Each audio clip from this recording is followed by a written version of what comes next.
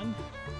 As the weather starts to get nicer, more and more of us are going to be able to go out in our yards pretty soon. One thing about going out in your yard is after a long winter, it can get kind of messy. Okay, it's important when picking up sticks that you tell parents and guardians where you're going to be. Don't just go into the yard without permission.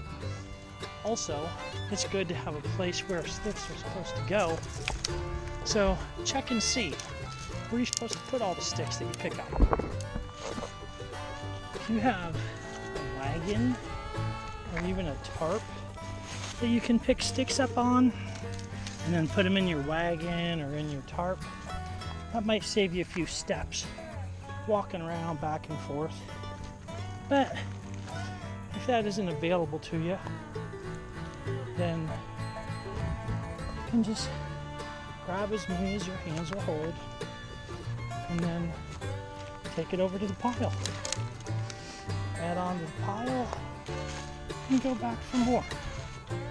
If it's nice out, then you're getting fresh air and exercise. That's a good thing.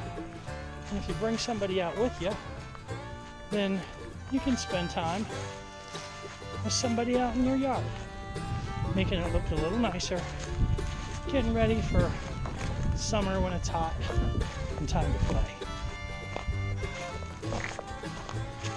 So, what's it like in your yard? Do you have a big yard? Are there lots of trees in your yard?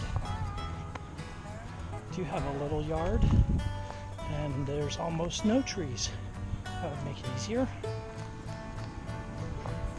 Wonder, what do you think?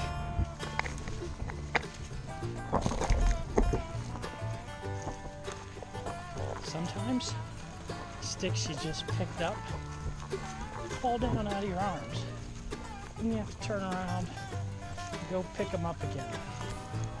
It's alright. Don't get frustrated. This isn't about being in a hurry. This is about cleaning up what's yours. Being outdoors, enjoying nature, even if it is just your yard, you're still outdoors. That's the one that got away. So, take your time, go to the yard, pick up sticks, clean it up. I still have a long ways to go on my yard, so I'm going to put the camera down and get to work. But thanks for hanging out with me for a little bit, Classroom 10. Have a great day. Thanks for helping at home. Talk to you later. This is Mr. O saying bye.